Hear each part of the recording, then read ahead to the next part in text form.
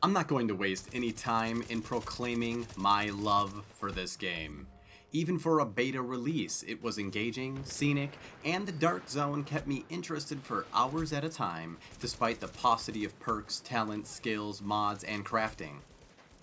The PvE portion of the beta was somewhat lacking, although I will not fault the developers for this. I'm sure that they were merely attempting to leave a bit of mystery in the bag for their final release come March. This, however, tended to leave players repeatedly doing the one mission available over and over again in an effort to hit the maximum level of 8, being as, in order to play with other friends in the Dark Zone who had attained this level, you had to have been of a similar level. Dark Zone instances were split between players leveled 1 through 7 and level 8 players. So, before going into the actual review, let's talk a bit about the concept of this game. In The Division, you are an agent in a post-viruletic universe where all systems of governmentally enforced order have fallen to shambles.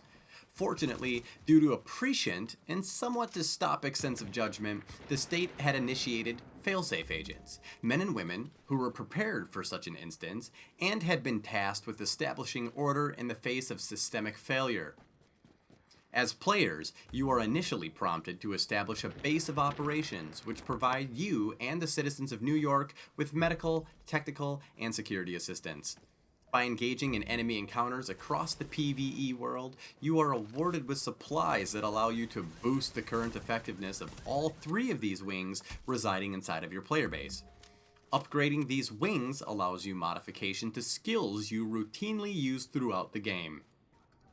In the beta, we were not allowed to use talents, mods, perks, or skills beyond the initial 3 provided, although you were allowed one additional upgrade to the medical building which gave you a modification to the pulse scan ability, which was a skill that allows you to scan an area for other players or enemies, thereby increasing the critical hit chance percentage and or damage effectiveness of your weapons. The Division is a third-person cover-based shooter which employs a fighting mechanic based upon teamwork, aggressive squad positioning, and smooth gunplay. We got a taste of auto rifles, DMRs, snipers, LMGs, SMGs, pistols, and shotguns. Weapons could be changed on the fly by opening up your player inventory. And changing to a different weapon did not sacrifice your ammo count or in any way negatively affect your gameplay. All gear and weapons are broken down into an intuitive, color-coded system similar to that of Destiny. Green, blue, purple, and yellow items indicated their rarity and allowed players to quickly assess an item's value. Where Destiny fell flat was the story. The Division, while limited to one mission and a few side items, already has more story than Destiny. So things are looking up so far, and I'm excited to see what the game has in store for us. Unlike Destiny, however, The Division is a cover-based shooter, and I must say I prefer the style to the FPS genre. This is undoubtedly a thinking person's game, and I for one like to have more time to think and plan my modus of attacks. So let's get into it, shall we? The graphics, I will give a B+. While the world does look incredibly detailed and the models seem well textured, this is definitely not the image quality all the trailers led us to believe the final game would look like. I'm hoping for a bit of tweaking on the devs' part before full launch, although I will not be holding my breath for any dramatic changes within a month's time. And I know, when a gaming company advertises a game, they are not advertising the actual game. They are advertising their vision of what they want the game to look like. But seriously, label your in-engine footage with "done on a render farm" disclaimer if the average player cannot honestly expect that degree of resolution. Am I disappointed? Not much, but it's still a better looking game than half the stuff out there, and although I only tested this game on Xbox One, I will be doing some tests on the game with my PC after launch. As for the graphical user interface and the controls, I give it an A-. The menu system is intuitive and easy to get used to. I would, however, recommend that an unused button be mapped to an exit menu option, so as to keep me from having to back out of 3 to 5 screens just to close the menu and get back to gaming. Also, a running tally of your regular and DZ funds in some corner of the screen would be nice. As of now, they only appear on your backpack when exiting a safe house or checkpoint. Other than that, I'm loving the augmented reality of the GUI setup. Every agent should have a set of Microsoft's HoloLens device in their bug-out bag. The actual gaming controls are spot on. Moving from cover to cover is easy, and I got used to everything rather quickly. I've seen complaints that lament the fact that there's no manual crouch or jump function, and while no realistic, I don't think that they are necessarily needed. The crouching feature could be useful for popping in and out of cover from different angles, but the B button allows you to climb or vault over anything you'd logically need to, and you auto crouch behind cover. The only complaint I can have with the cover roll system is the fact that you will occasionally roll right into an untenable cover position that leaves you open to an attack and requires you to stay there for a couple of seconds before managing to move to a more defensive position. Some kind of safeguard should be implemented for this situation that I found myself in on more than a few occasions. Speaking of the Dark Zone, there are a few other GUI tweaks I would like to see here.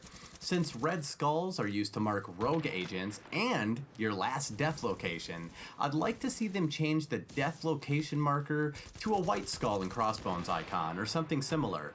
At least change the color from red so a quick glance at the minimap does not result in confusion. I've had this happen on more than one occasion.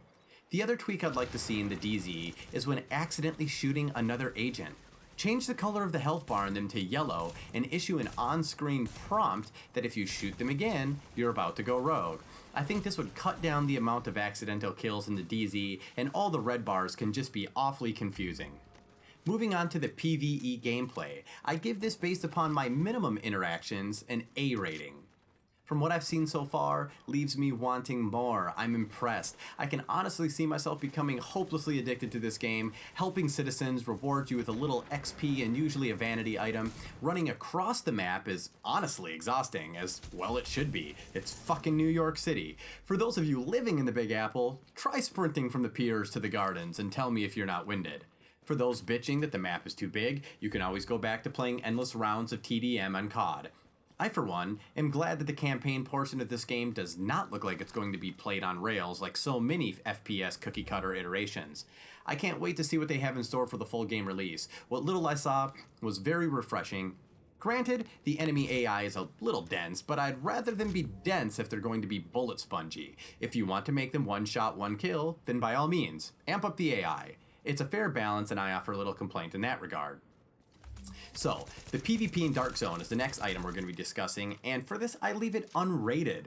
I can't in good conscience rate this on the beta alone. There were just too many ways to cheat with the out of bounds areas in place, but I will say this though. If you go rogue, your timer should halt while you're in checkpoints or safe houses. Sitting out your timer in a safe spot defeats the purpose for the penalty of going rogue in my book. Have I done it? Sure. Should it be in the full release? No way. And I honestly don't expect it to, because in the real game I'm sure they won't even have out of bounds areas. It makes it way too easy to cheat the system. I will say, the best loot in the game comes from the Dark Zone, so you're going to do yourself a disservice if you avoid it altogether. But let me just say that it was exciting, it was refreshing, it was intense, it was nerve-wracking. The ability to lose all of your materials in a single engagement, or lose tons of money in an engagement, or be on a team that suddenly goes rogue and you're running for your life, defending from all corners of the street was awesome.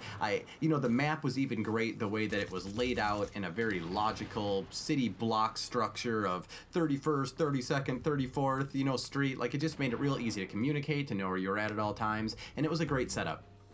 Some things I'd like to see added to PvE, so player versus environment. After all, you play as an agent who is ideally there to restore peace and order. So why not more ways to help citizens beside giving them the odd bottle of water or an energy bar? Finding a citizen dying in the streets currently just allows you to stand there and watch them die. I'd much rather us be able to fire off an extraction flare and call for a medevac. Maybe have a bunch of AI baddies rush your position, and then you have to defend the citizen until the extraction arrives. This would allow the game to populate with random repeatable events and keep the game fresher for a longer period of time. I would also like to see turf wars between different factions of baddies that you can stumble upon from time to time. This gives you the option of waiting it out in a safe distance and waiting to mop up what's left, or joining in on one side and either taking them both out in the confusion or simply running off when things get too heated. Both of these would be random yet very nice ways to make some well-needed XP and a little extra game funds. So, finally, to the coup de grace, things I would like to see added to PvP. Alright, the first thing that I would like to see is low-level rogues taken off the minimap. Rogue levels 1 through 3 need to be discoverable just like AI enemies would. Levels 4 to 5 can stay on the map, that's fine with me. I would also like to see a reduction or elimination in your penalty time if you revive a non-allied player, specifically one which you have accidentally downed. Sort of like a bonus for doing the right thing. If I down you, but don't fully kill you, allow me the option to a revive and perhaps a donation to the player that is less than what I would lose by going rogue and being killed. I'd also like to see random game missions that take place in the DZ. Not mission critical stuff, but some side missions would be nice, as I stated above in my analysis on what I would like to see in the PvE environment. So you could have some of those, side missions that can repopulate in various areas near popular landmarks. Think hostage rescue, supply extraction, food and water procurement, and high value target elimination. One feature that I would love this game to employ is the ability for players to see another agent's moral alliance or reputation. Meaning, a simple number by their name which shows their risk assessment, i.e. how likely they are to turn rogue or how likely they are to punish rogue players. Think of this as a simple good and evil ranking that is color-coded on a scale of 10 in either direction. A green number for evil and a blue number for good, let's say. Let's break this down a bit. Agent Bravo enters the Dark Zone with a neutral rating of 0. They then kill an agent and go rogue. That number changes from a 0 to a green 1, demarking them as a level 1 evil ranking. They go rogue again. That number drops to a green 2, and so on. Killing rogue agents, while not rogue yourself, and having a certain time lapse where you have not killed non-hostile agents, would cause that number to go up, eventually leading you to a good player ranking of a blue number. Should you only kill rogue agents, your good meter would slowly stack up to a rating of a blue 10. This would allow other players to assess your risk and adapt their gameplay to your reputation. Not only would this improve tactical gameplay, but it's also more realistic. We have to assume that in a closed system of communicating agents, one's reputation would easily be disseminated to other players in order for them to make more appropriate precautions when approaching unknown players or extracting gear. Another feature which would tie nicely into this critique would be a retaliation timer. That is, once you have been betrayed by a competing agent, your gear stolen in the process, you would have a timer start where you could seek revenge at no risk of going rogue. As of now, the person going rogue tends to have the upper hand in the confrontation. They go rogue, usually by shooting you in the back or simultaneously team firing at you with friends, flee to a safe area that's easily defended, and then they wait out the timer, thereby getting more gear, more DZ funds, and giving them the upper hand in their next encounter. Which leads me to believe that the aggressors become more equipped to become better at their predacious tactics quicker than those who abide on the side of law and order. Also, going rogue and running away is easier than running, stopping to shoot, than running some more, stopping to shoot. Granted, you lose 20% of your DZ funds when killed as a rogue, so there is risk in the endeavor on their end, especially when they begin having thousands of DZ points. My final request for the Dark Zone would be an outpost right outside the entrance where you can fast travel to after retrieving your extracted items from base. Running to the DZ time and time again can become quite consuming, especially when you have other players waiting for you on the other side. So what's my final verdict? This game is definitely a must-have. I think we're in for a huge treat here, and Massive Ubisoft have done very well so far with both concept and implementation. I can't wait for March. I would also love to hear your guys' thoughts on these issues in the comments below, and as usual, thank you for watching. Give this video a like, subscribe to the channel, and as usual, game on.